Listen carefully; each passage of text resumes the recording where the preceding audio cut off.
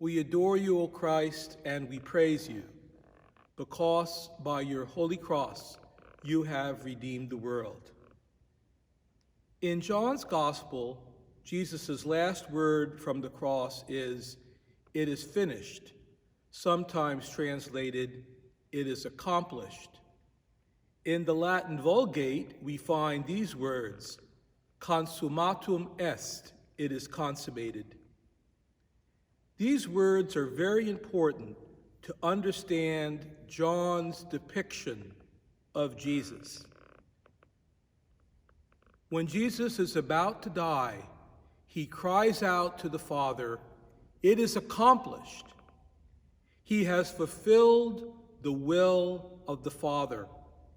And what is the will of the Father? To show us human beings that God loves us so much that he's willing to die for us. He's willing to pour out his blood for us. For Jesus on the cross, death is not considered a loss.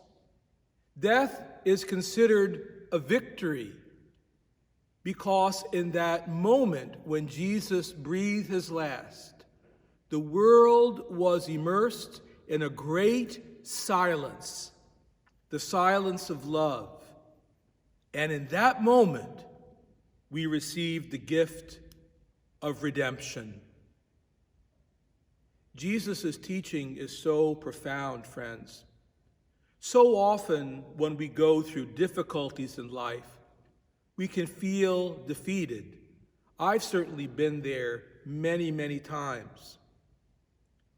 But Jesus reminds us of this very crucial phrase: the struggle is the victory.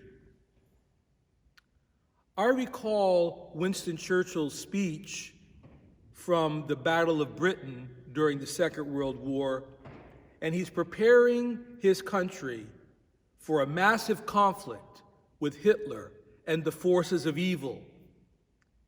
And he says, we are preparing for this mighty conflict.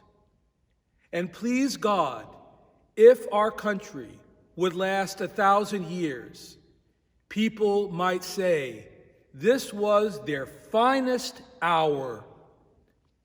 And my friends, in the gospel, hour means that moment of maximum conflict that has very serious consequences.